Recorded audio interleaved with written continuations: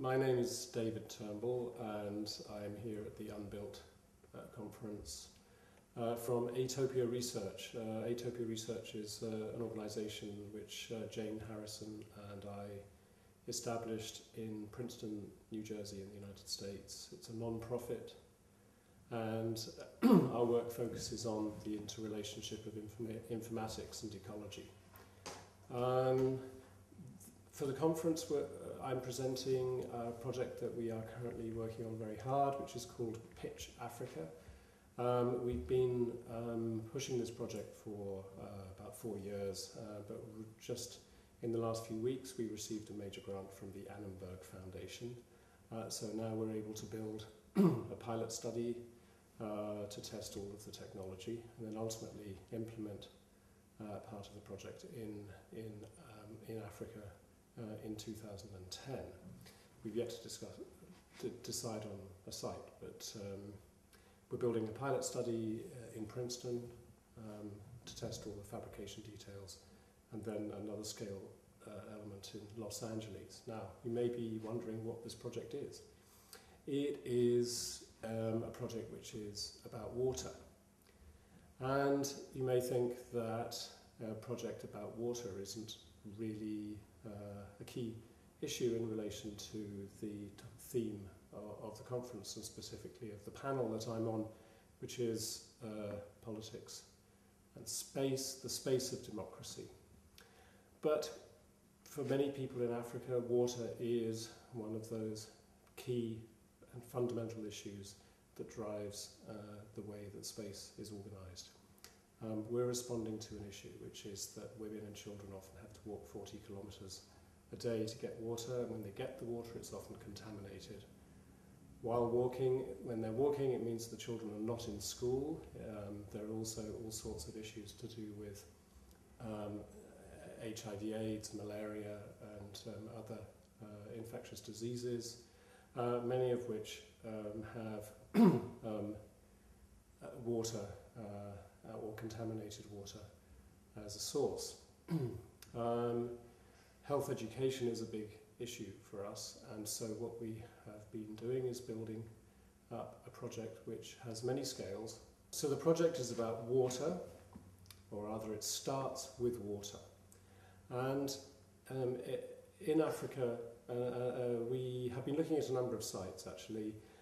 We started looking at a site in Juba in South Sudan. Now, Juba gets 72 inches of rain per annum, which is a lot. That's more than twice the rainfall in London or Copenhagen or many of the cities that people would customarily think of as being wet, and where water and water quality don't appear to be so much of an issue. But 72 inches of rain falls in parts of sub-Saharan Africa in a very short period, and then it disappears. There's no water infrastructure. There's no tradition of catching the water before it hits the ground, and the drilling of boreholes and wells is often ineffective.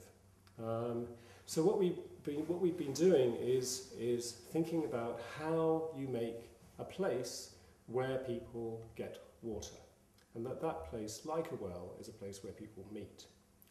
It's a place where people meet to get water. It's also a place where they meet to do all sorts of other things. And the project that we're working on is a very strange combination of uses. The project's driven by the demand for water, fresh drinking water throughout the year when the rain falls in a very short period, but very extensively. We bind the issue of the provision of water into the provision of teaching spaces, health education spaces, meeting places and markets, as well as the possibility that surplus water captured by the system that we've designed can be used for irrigation and crop production. Now, water in areas of Africa which have been in a state of civil war in recent history, or perhaps are even moving into a state of civil war, and I'm sure you know where those are, present us with a problem, because it's actually the water that becomes a target. The rebel troops or the government troops will actively seek out the water sources and the water supplies and the bladders provided by NGOs, and they will become a target in the war. The water is not secure, it's not safe. It's not safe in so many different ways. So we're doing something which is extraordinary, which is that we are using soccer, football, as a form of black magic, a kind of voodoo security system. Soccer is a religion in Africa. South Africa will host the 2010 Soccer World Cup. Every village, every township, every refugee camp, every squatter settlement, every city, every rural area has somewhere where people will play soccer, kicking a ball around. There are many NGOs all over Africa, like Play Soccer and Right to Play, who are using soccer or football, depends on where you are in the world, what you call it, as a way of teaching people that it's fun to be at school, particularly kids, to be at school and to learn, to be able to develop and grow and move on and move up in their lives. Soccer is an agent. But we're using soccer as an agent, we're also using it as a way of providing, in a sense, an internal security device for the water systems and the public spaces that accumulate around and under the pitch. Tomorrow at the conference I'll be showing images of the project, showing how it's organised, and showing how we're also including a network of systems and other meeting places which provide a water supply for small groups of people. Whereas the pilot study that we'll be fabricating in Los Angeles at the end of this year, at the end of next year, is a street soccer tournament venue, which can be used to catch 1,000 litres of water and store it for use during the year. The street soccer tournament venue surface is used as a filtration membrane, and we've patented the design of that membrane. But more importantly, the places that are formed underneath the seating become classrooms, clinics, meeting rooms for a community. And so our pilot project will be portable, it will be fabricated in Los Angeles. It's in LA because that's where the funding's coming from. It's in LA because it can also get a lot of attention from cameras like the one that I'm looking at right now. It can then be shipped from LA to another part of the world where it will be used as a tournament venue and ultimately end up as a school, clinic, venue, teaching, assembly and meeting place in a sub-Saharan African country. We're looking forward to it. It's been a long haul getting to the place that we're at now. We're going to test all of the technology in a small rainwater harvesting system which we'll build in nearer to our office on Princeton University campus.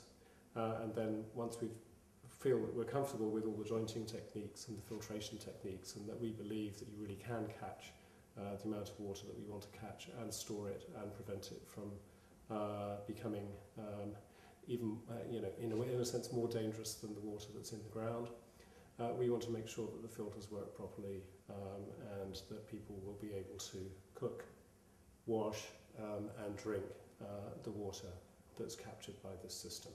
But more importantly, that this will be an agent for social interaction and an agent in the construction of a place where many people will get together. Many people who weren't getting together before. Many people getting together in areas of the world where there are extraordinary conditions of conflict. The reason we think that this is an appropriate project to present at the conference is because it very precisely deals with that space of conflict. A space of conflict between different groups of people, between different cosmological beliefs, between different genders, between young and old. A place which is about, not necessarily about reconciling those conflicts, but about providing a place where where people can get together and where discussion will happen, and where we hope that the agency of water, the protection of the soccer, and the provision of a public place, genuinely inviting and engaging public place in challenging situations, will make a contribution to the way that we think about places of assembly in